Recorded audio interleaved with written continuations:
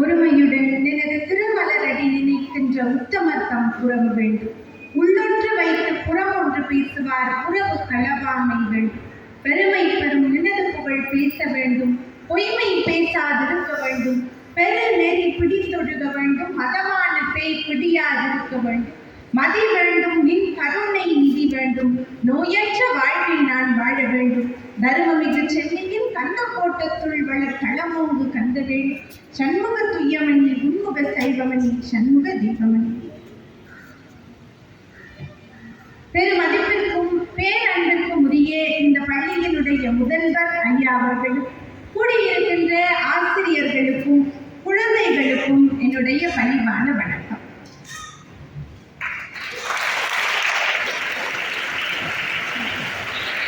நான் படிச்ச ஸ்கூலுக்கு பிறகு ஒரு ஸ்கூலுக்கு நான் அதிகமா போறேன்னா அது இந்த பள்ளி தான். கிட்டத்தட்ட 10 ஆண்டுகளுக்கு முன்பாக இந்த பள்ளிக்கு நான் முதல்வரையாக வந்தேன். உங்கள் பள்ளியினுடைய தாளாளர் தியாகராஜன் ஐயா அவர்கள் அழைத்ததின் பேரில் இந்த பள்ளிக்கு 10 ஆண்டுகளுக்கு முன்பாக முதலாக இந்த பள்ளியினுடைய வளர்ச்சியையும் இதில் இருக்கக்கூடிய குழந்தைகளாகிய உங்களையும் பார்க்கிற போது எனக்கு ரொம்பவே மகிழ்ச்சியா இருக்கு. என்னை அறிமுகம் செய்த போது அந்த தங்கச்சி சின்ன பாப்பா என்னை ரொம்ப அறிமுகம் செய்தாங்க. இவ்வளோ பட்டங்கள் வாங்கியிருக்கிறாங்க, இதெல்லாம் பேசியிருக்கிறாங்க. இதுக்கெல்லாம் பிள்ளையார் சொல்லி போட்டது யார் தெரியுமா? இந்த பள்ளியினுடைய தாளாளர் தியாகராஜன் ஐயா. பேச்சு போட்டிகளில் பேசிக்கிட்டு இருந்த எனக்கு சேக்கடார் ஆராய்ச்சி மையம் என்கிற ஒரு மிகப்பெரிய மேடையை அமைத்து கொடுத்து இன்றைக்கு இவ்வளவு பெருமைகளை நான் பெற்றிருக்கிறேன் என்றால் அதற்கு மிக முக்கியமான காரணம் ஐயா அவர்கள். இந்த தருணத்தில் நான் ஐயா அவர்களை நினைத்து பார்த்து என்னுடைய நன்றார்ந்த நன்றிகளை தெரிவிக்கிறேன். அதனால இந்த பள்ளிக்கூடம் எனக்கு ரொம்ப நெருக்கமான ஒரு பள்ளி, ரொம்ப க்ளோஸ் டு மை ஹார்ட்னு சொல்ற மாதிரி. இதில் படிக்கக்கூடிய நீங்கள் எல்லாம் எனக்கு ரொம்ப நெருக்கமானவர்களாக நான் உணர்கிறேன். வேற எந்த பள்ளிக்கூடத்திலையும் இல்லாத பல சிறப்புகள் இந்த பள்ளிக்கூடத்தில் இருக்கிறதாக நான் உணர்கிறேன். அதற்கு பெரும் காரணம் உங்களுடைய தாளாளர் ஐயா அவர்களும் உங்களுக்கு மிக அற்புதமாக கிடைத்திருக்கக்கூடிய உங்களுடைய முதல்வர் ஐயா. இந்த வாய்ப்பை நீங்க தவற வச்சு இன்னைக்கு இலக்கிய மன்ற தொடக்க விழா பெரும்பாலும் எல்லா கல்லூரிகளிலும் கூட எல்லா பள்ளிகளிலும் கூட தமிழ் இலக்கிய விழா நடக்கும், இலக்கிய மன்றங்கள் நடக்கும். ஆனா அது முழுவதையும் மாணவ மாணவிகளே செய்வாங்களான்னு கேட்ட கேள்விக்குறீங்க. வரவேற்புரை வழங்குவது ஆசிரியராக இருக்கும், அதை வழிநடத்தக்கூடியது ஆசிரியர்களாக இருக்கும், உள்ள பங்கெடுப்பதுதான் மாணவ மாணவிகளாக இருக்கும். ஆனா நம்முடைய பள்ளியில் இருக்கக்கூடிய சிறப்பு என்ன தெரியுமா? எல்லாத்தையும் மாணவ மாணவிகளே பார்த்துக் கொள்கிறார்கள்.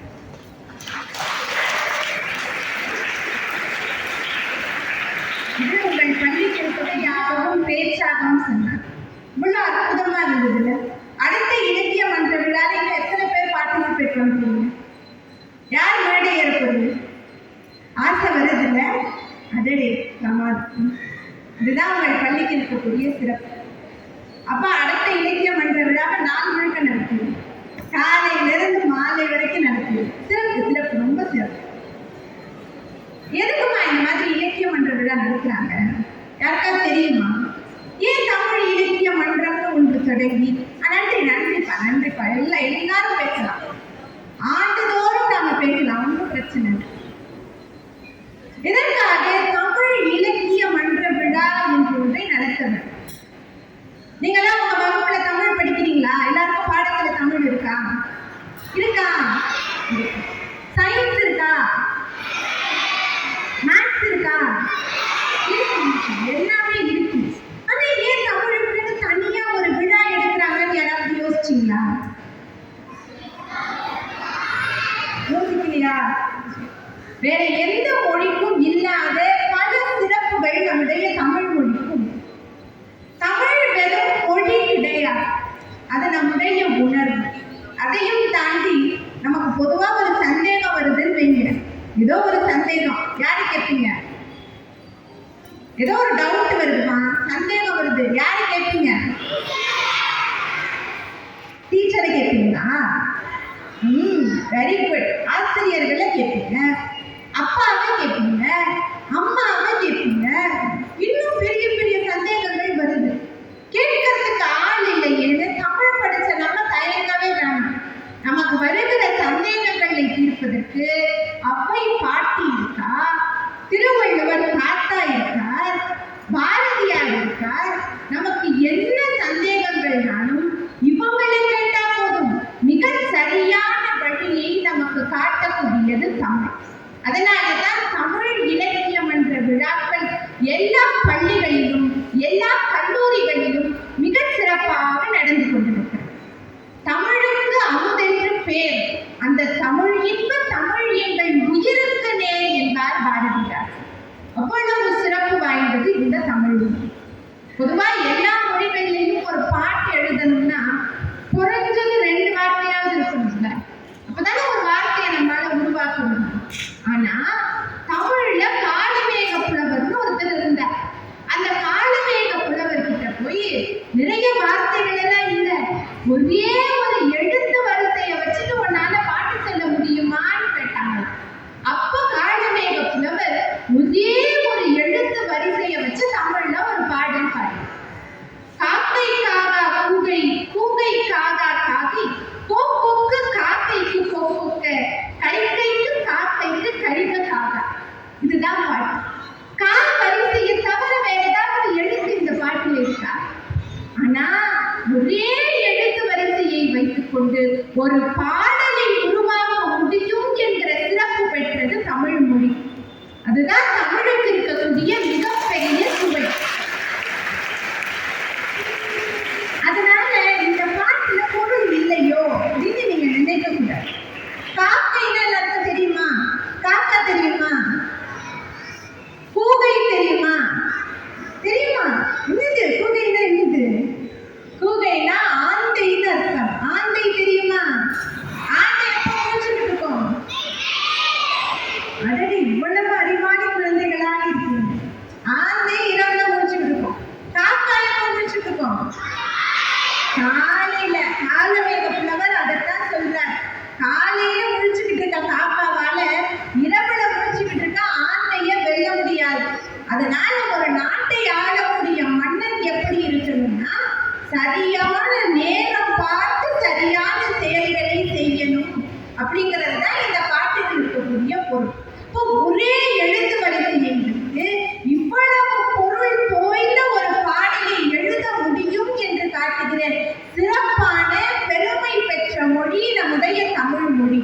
இப்போ தமிழ் மொழியை பேசக்கூடிய நாம், தமிழர்களாக பிறந்த நாம் இவ்வளவு பெருமைப்படணும்ல. அதற்காகத்தான் இது மாதிரியான தமிழ் இலக்கிய விழாக்கள் நடைபெறுகின்றன. தமிழ்ல ஒரு கருத்தை சொன்னா மட்டும் அழகில்லை, திட்டுனா கூட தமிழ் மொழி அழகா இருக்கும். தெரியுமா? அவ்வை பாட்டி தெரியுமா? அவ்வை பாட்டிய ஒரு புலவர் கோபப்படுத்திட்டார். ஆமா, ஏதோ விடுகதை போட்டு பேசும்போது சொல்லடின்னு சொல்லிட்டார். அவ்வை பாட்டிய பார்த்து டி போட்டு பேசினா அவ்வையாருக்கு எவ்வளவு கோபம் வரும். அவ்வையாருக்கு கோபம் வந்தா கூட தமிழ் பாட்டு தான் வரும். அவ்வையார் என்ன சொன்னாங்க தெரியுமா? 8 லட்சணமே, எவனேனும் பரியே, மட்டில் பெரியம்மை வாகனமே, முட்டமேல் கூரை இல்லா வீடே, குலராமன் தூதுவனே, ஆரையடா சொன்னாய் அதுன்னு கேட்டாங்க. அவ்வையார் என்ன பாடினாங்க தெரியுமா? பாடல திட்டுனாங்க. என்ன திட்டுனாங்க? 8 லட்சணமே. 8 லட்சணம்னா அவலட்சணமே, அசிங்கமே. முட்டமேல் கூரை இல்லா வீடே. கூரை இல்லாத விட குட்டி சவரன்னு சொல்லுவாங்க. குட்டி சவரே, குலராமன் தூதுவனே. ராமனோட தூதுவன் யாரு தெரியுமா? தெரியுமா? ராமனுக்கு தூதுவனா போனது அனுமன். அனுமன் ஒரு குரங்கு. அதனால ஔவையாரை பார்த்து டி போட்டு பேசினவரை குரங்குன்னு திட்டினாங்களா ஔவையார். இப்ப திட்டி பாடின பாடல் கூட இவ்வளவு இனிமையா இருக்கும்னா அது தமிழ்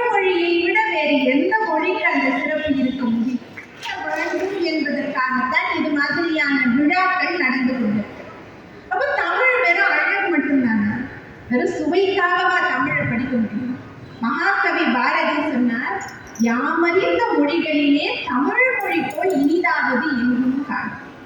பாரதியாருக்கு 16 மொழிகள் தெரியும், 16 லாங்குவேஜஸ் பாரதியாருக்கு தெரியும். எல்லாத்தையும் படிச்சுட்டு பாரதியார் சொன்னார், யாமறிந்த மொழிகளிலே தமிழ் மொழி போல் இனிதாவது எங்கும் காணும். தமிழ் மாதிரி இனிமையான மொழி வேற எங்கேயும் இல்லைன்னு சொல்றார்.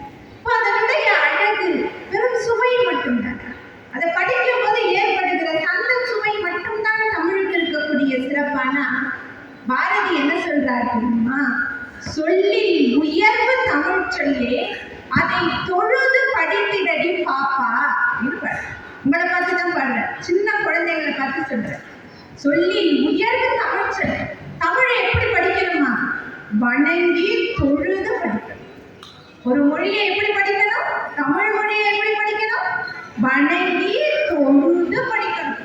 ஏன் தெரியுமா? தமிழ்ல அவ்வளவு பொக்கிஷங்கள் இருக்கு. ஔவையார் தமிழ்ல தான் பாடினாங்க, பாரதியார் தமிழ்ல தான் பாடினாங்க.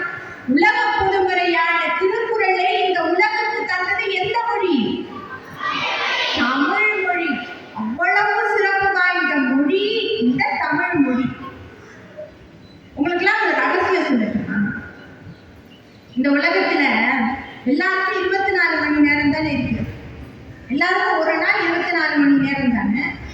ஆனா எப்படி ஒரு சிலர் மட்டும் பெரிய பெரிய தலைவர்களாக இருக்காங்க? நிறைய பேர் இந்த உலகத்தில் இருக்கிறாங்க. ஆனா ஏபிஜே அப்துல் கலாம் என்ற ஒரு மிகப்பெரிய மனிதன் ஜனாதிபதி. எத்தனையோ கலெக்டர்கள் இந்த மண்ணில் இருக்கிறாங்க. ஆனா இன்றைக்கும் நாம் இறையன்பு ஐஏஎஸ் ஐயா அவர்களை கொண்டாடி கொண்டிருக்கிறோம். நிறைய பேர் இருக்காங்க. ஆனா சிலர் மட்டும்தான் உங்களுக்கு டீச்சர்ஸா கிடைச்சிருக்காங்க. இப்படி எல்லாரும் உங்களை மாதிரி ஒரே மாதிரி தானே படிச்சிருப்பாங்க. ஒரே மாதிரி பிறந்து ஒரே மாதிரி கல்லூரிக்கு போய் இந்த பள்ளிகளுக்கு போய் நிறைய பேருக்கு அந்த வாய்ப்பு கூட கிடைக்கிறது இல்லை. அப்படி இருக்கிற சூழ்நிலையில ஒரு சிலர் மட்டும் பெரிய பதவியில இருக்கிறாங்க, ஒரு சிலர் மட்டும் போற்றக்கூடிய இடத்துல இருக்கிறாங்க. ஏன் தெரியுமா? அது ஒரு ரகசியம். அந்த ரகசியத்தை நான் உங்களுக்கு மட்டும் சொல்லட்டுமா? அந்த ரகசியம் என்னன்னா, அவங்களுக்கு தமிழ் தெரியும். சரி, அப்ப பிற மொழியா இருந்தா என்ன பண்ணுவாங்க? அவங்களுக்கு புத்தகம் படிக்கிற பழக்கம் இருக்கு. நீங்களாம் புத்தகம் படிப்பீங்களா? உங்களுடைய பாட புத்தகம் மட்டும் இல்ல, அது தவிர உங்க ஸ்கூல்ல லைப்ரரி இருக்கா? நூலகம் இருக்கா?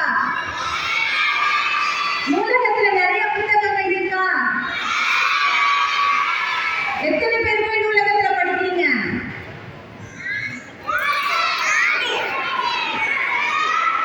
பரவாயில்லையே, நிறைய பேர் நூலகத்துல போய் படிக்கிறீங்க.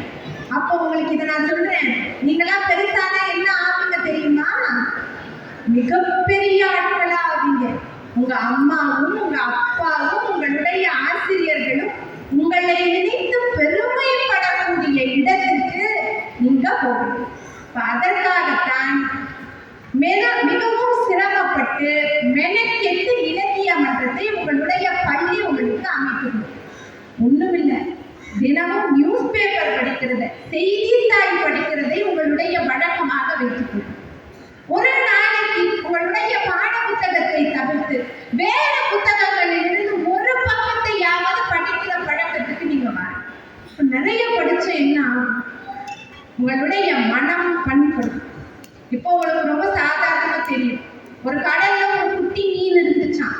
அந்த குட்டி மீன் எப்ப பாரு அவங்க அம்மாட்ட ஒரு கேள்வி கேட்கணும், ஏமா நம்ம எப்ப பாரு கடலுக்குள்ள தண்ணிக்குள்ளேயே இருக்கிறோம், கொஞ்ச நேரம் வெளியில போய் இருந்துட்டு வரலாம்ல, எனக்கு இந்த உலகம் எப்படி இருக்கணும்னு பார்க்கணும்னு ஒரு ஆசைன்னு அந்த குட்டி மீன் கேட்டுக்கிட்டே இருந்துட்டான். அதனால அவங்க அம்மா என்ன பண்ணாங்க, தன்னுடைய செதிலால அந்த மீனை கொஞ்சம் உயரத்துல தூக்கி கடலை விட்டு கொஞ்சம் எட்டி காமிச்சாங்க. மீன் தண்ணியை விட்டு வெளில வந்தா என்ன ஆகும்? திணறி போச்சு குட்டி மீன். உடனே அம்மா கடலுக்குள்ள எடுத்து சொன்னாங்க, தண்ணிக்குள்ள இருக்கும்போது நமக்கு தண்ணியோட அருமை தெரியாதுடா கண்ணா, தண்ணியை விட்டு வெளியில போன பிறகுதான் தண்ணியோட அருமை தெரியும்னு சொன்னாங்க. அந்த குட்டி மீன்லாம் யார் தெரியுமா? நீங்க தான். நீங்களாம் குட்டி குட்டி மீன்கள்.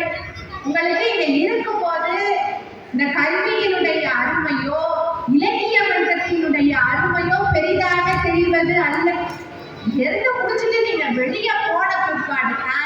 இந்த பள்ளியினுடைய அருமையும் சரி, உங்கள் ஆசிரியர்களினுடைய அருமையும் சரி உங்களுக்கு அப்பதான் தெரியும்.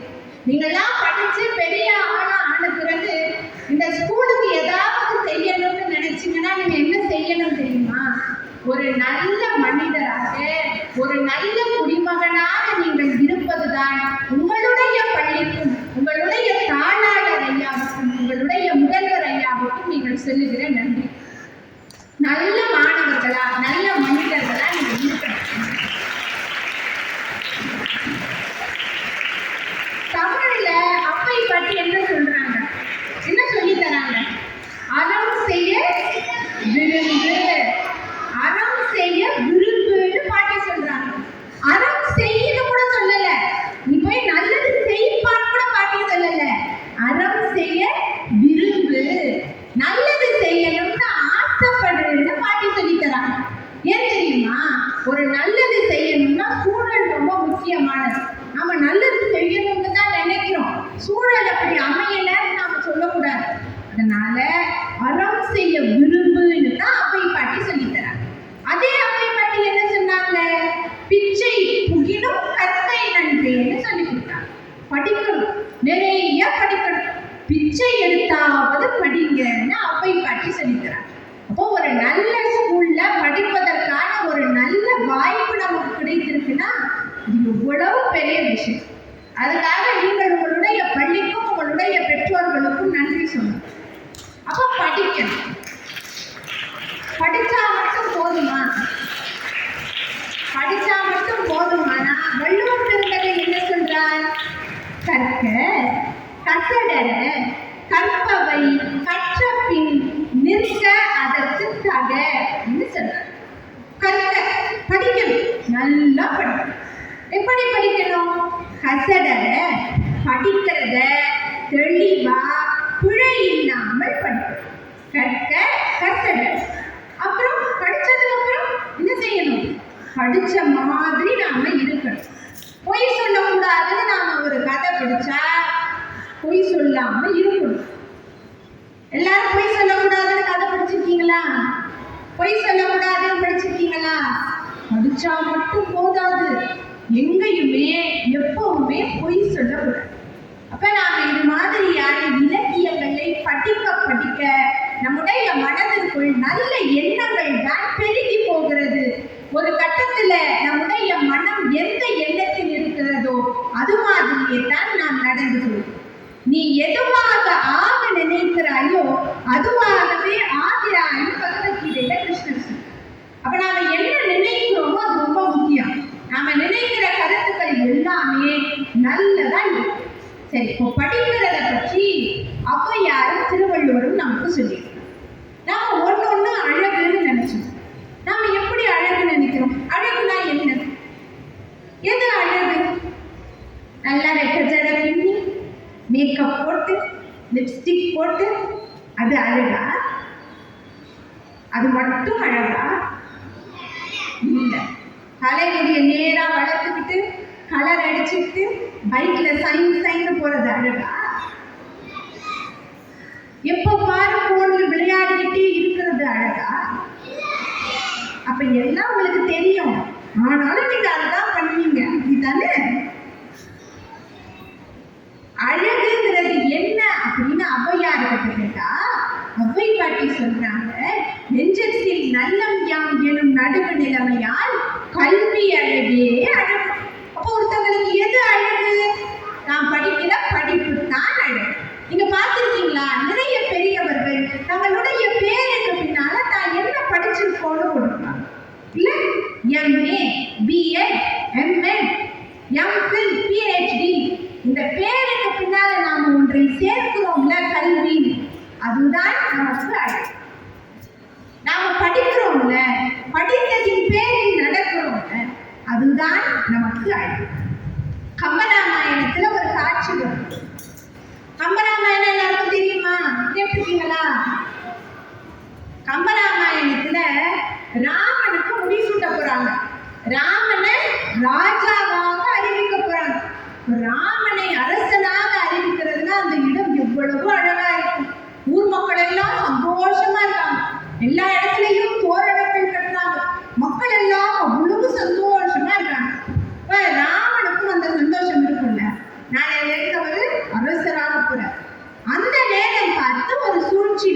முடியாது, ராமனால அரசனாக முடியாது.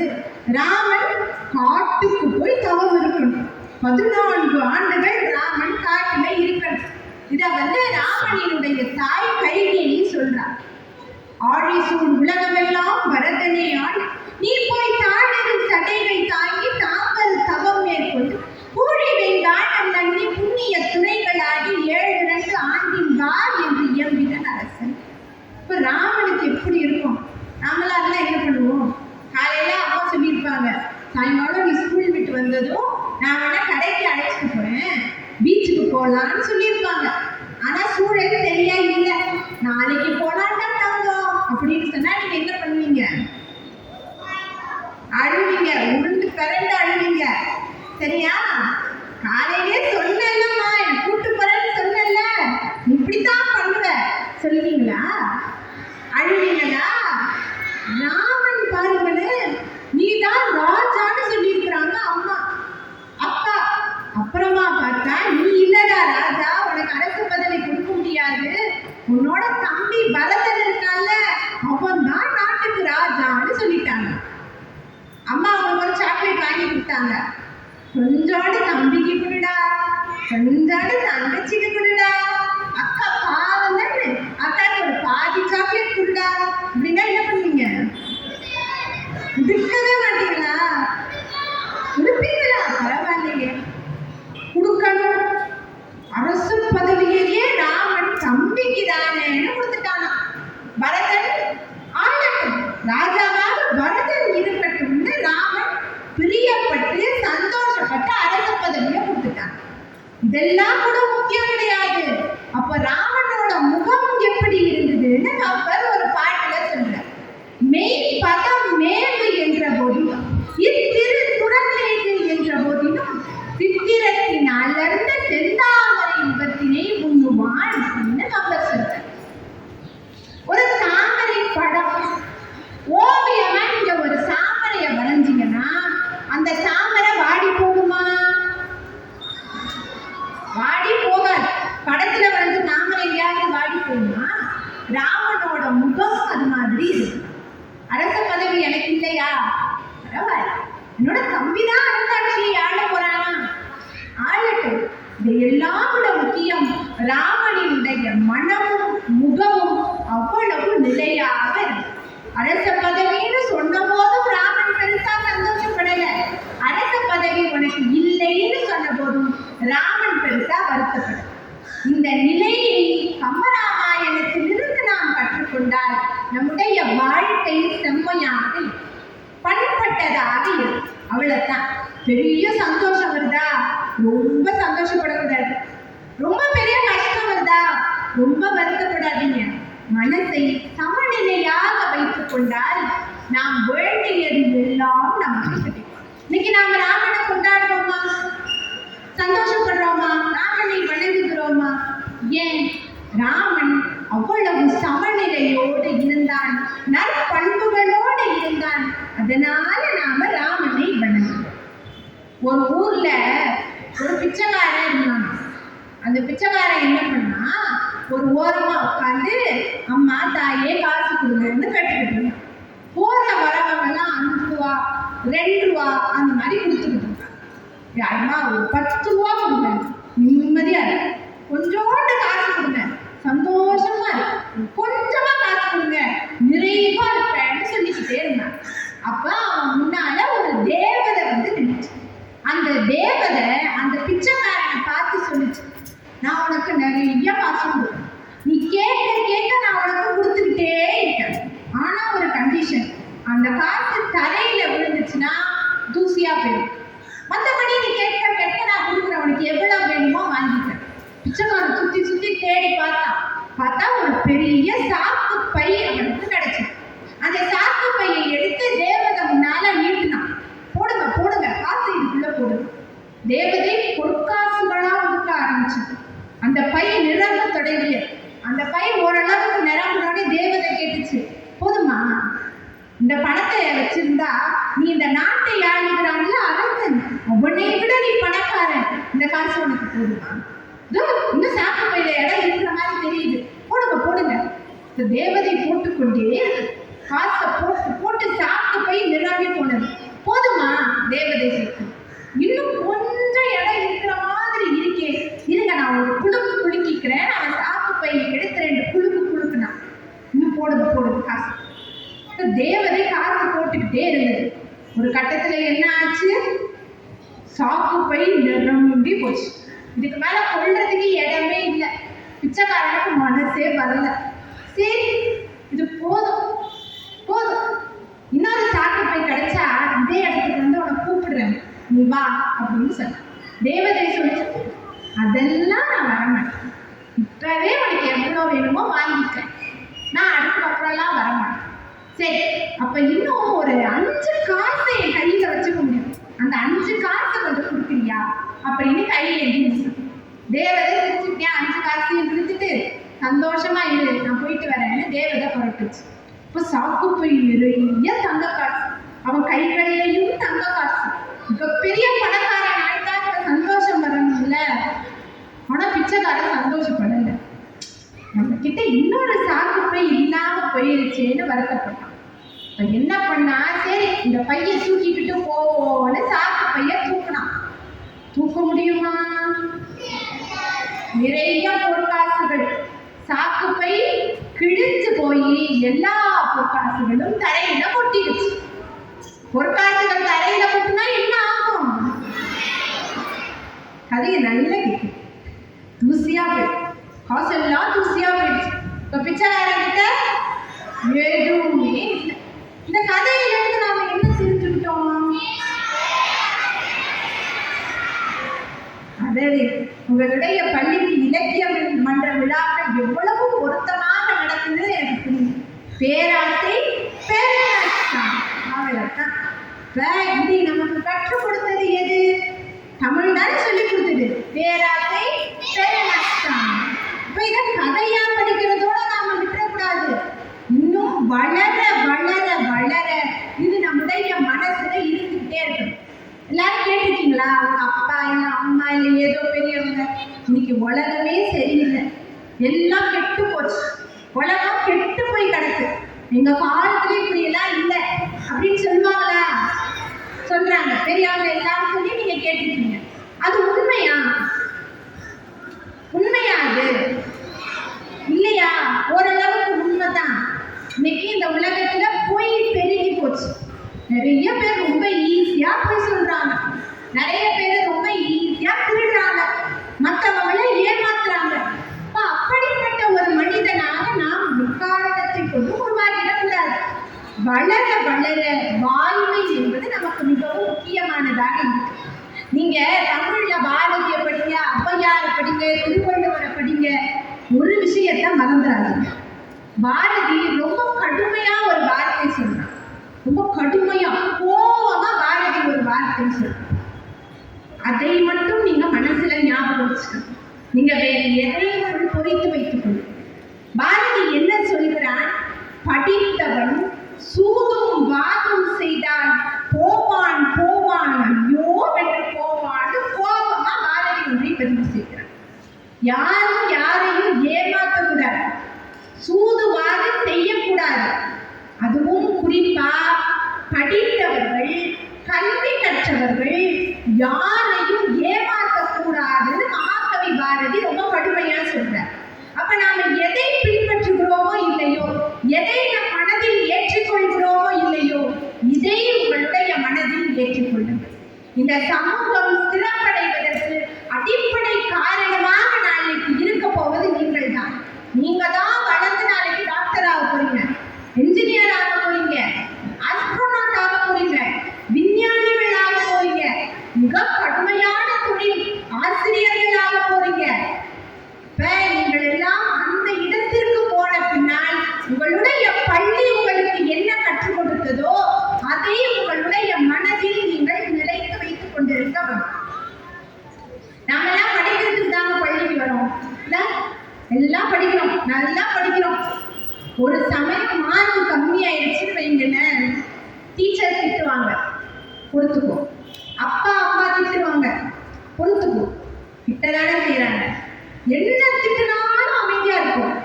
ஆனா உன் ஃப்ரெண்டால தான்டா நீ கெட்டு போறேன் ஒரு வார்த்தை சொல்லிட்டாங்கன்னா நம்மளால தாங்க முடியாது. கரெக்டா? வீட்டுல சொல்லுவாங்களா? சொல்லுவாங்க. எதை வேண்டுமானாலும் தாங்கிக் கொள்ளலாம். என் ஃப்ரெண்ட மட்டும் பேசாதீங்க, என்னை பத்தி என்ன வேணா சொல்லுங்கன்னு நாம வீட்டுல சமைப்போம். ஏன்னா நண்பர்கள் நமக்கு அவ்வளவு முக்கியமானவர்கள். நம்ம கிளாஸ்மேட், நம்ம பக்கத்துல உட்கார்ந்து இருக்கக்கூடிய தோழி இல்ல தோழன், நம்மோட பழகக்கூடிய ஃப்ரெண்ட்ஸ், இவங்க நமக்கு ரொம்ப ரொம்ப முக்கியமானவர். இப்ப எல்லாருக்கும் இந்த ஃப்ரெண்ட்ஸ் இருக்காங்களா? நண்பர்கள் இருக்காங்களா? தோழிகள் இருக்கிறார்களா? எல்லாவற்றையும் நீங்கள் அவர்களோடு தான் பகிர்ந்து கொள்கிறீர்களா? ஆமா. உங்களுக்கு ஏதாவது கஷ்டம்னா உங்க ஃப்ரெண்டு கிட்ட தான் போய் சொல்றீங்க. உங்களுக்கு ஏதாவது சந்தோஷம்னா உங்க தோழி கிட்ட தான் சொல்றீங்க. உங்களோட லஞ்ச் பாக்ஸை கூட நீங்க உங்க ஃப்ரெண்ட்ஸோட தான் ஷேர் பண்றீங்க. அப்ப எல்லாத்தையும் உங்களுடைய தோழிகளிடத்தில் தான் சொல்றீங்க. இப்போ ஒரு நல்ல நட்புங்கிறது நமக்கு ரொம்ப அடிப்படை. எல்லாருக்கும் ஃப்ரெண்டுங்கிறது ரொம்ப முக்கியம். உங்களுக்கு எவ்வளவு நல்ல ஃப்ரெண்ட் அமைஞ்சிருக்காங்கிறத விட முக்கியம் நீங்க ஒரு நல்ல நண்பனா நல்ல தோழியா இருக்கீங்களாங்கிறது தான். நம்ம நியூஸ்ல நிறைய செய்திகள் பார்ப்போம்.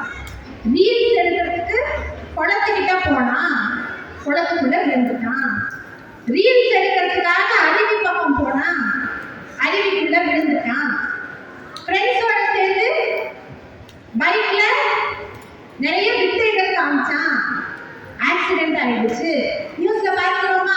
தினமும் இது மாதிரி ஒரு செய்தி பார்க்கிறோமா? ஃப்ரெண்ட்ஸோட சேர்ந்து போன்ல கேம் விளையாடிட்டு இருந்தான், இப்படி பிரச்சனை ஆயிடுச்சு. இதை தினம் தினம் நாம நியூஸ்ல பார்த்துட்டு இருக்கோம். இப்ப இவங்கெல்லாம் உண்மையான ஃப்ரெண்ட்ஸா? உங்க கிளாஸ்ல ஒரு ஜீவன் இருக்குங்க, எல்லா கிளாஸ்லயும் படிக்கவே இல்லடா, எக்ஸாமுக்கு ஒரு வார்த்தை கூட படிக்கல, ஆனா பாருங்க 100க்கு 98 மார்க் வாங்கிடும். எல்லா கிளாஸ்லயும் ஒரு ஜீவன். அந்த ஜீவனை கூட நம்புங்க, இன்னொரு ஜீவன் இருக்கும், பண்ணடா பார்த்துக்கலாம், அதுதான்டா மார்க்ஸ் சொல்லுவாங்களா? டீச்சர் கிட்ட போய் சொல்ல போறேன்டா, சொல்லுடா அதுதான் கெத்து, அதுதான் மார்க்ஸ் சொல்லுவாங்களா? அந்த ஜீவனை மட்டும் எக்காரணத்தை கொண்டு நம்பிடாதீங்க. வள்ளுவர் என்ன சொல்றார்? நகுதல் பொருட்டன்று நட்டல் மிகுதி கண் மேல் சென்று இடித்தல் பொருட்டுன்னு சொல்றார். ஒரு நல்ல ஃப்ரெண்டுனா யார் தெரியுமா?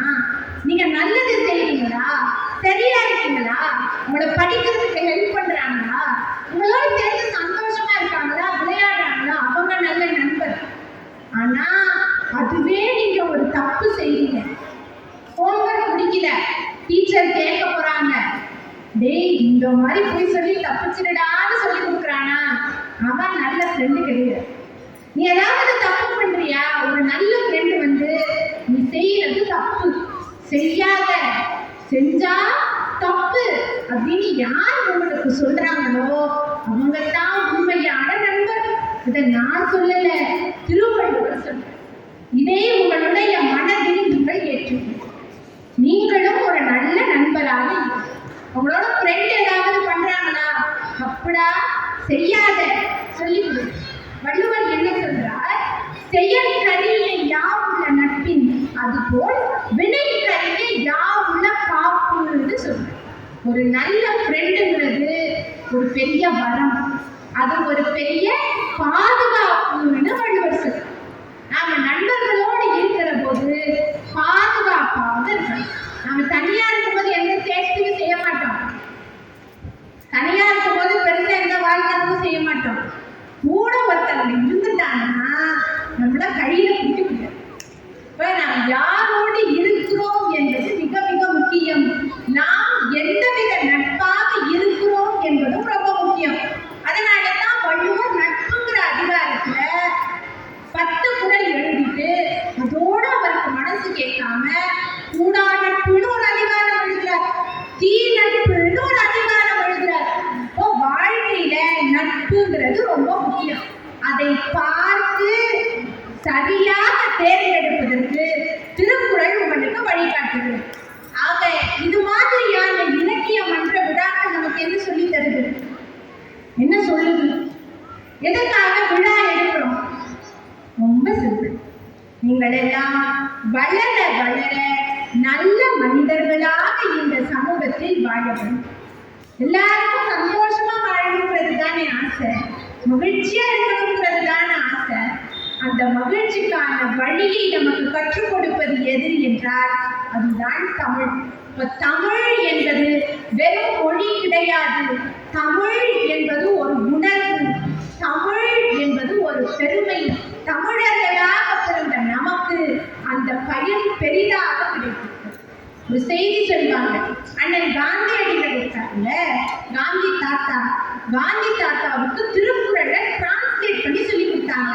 காந்தி தாத்தாவுக்கு தமிழ் தெரியாது, திருக்குறளை டிரான்ஸ்லேட் பண்ணி காந்தி தாத்தாவுக்கு சொல்லி கொடுத்தாங்க. அப்போ காந்தி தாத்தா சொன்னாரா, அடுத்த பிறவியில் தமிழனாக பிறந்து நான் திருக்குறளை கற்றுக்கொள்ள வேண்டும் என்று காந்தி தாத்தா சொன்னார். காந்தி தாத்தா தமிழனாக பிறக்க ஆசைப்பட்டிருக்கிறார்.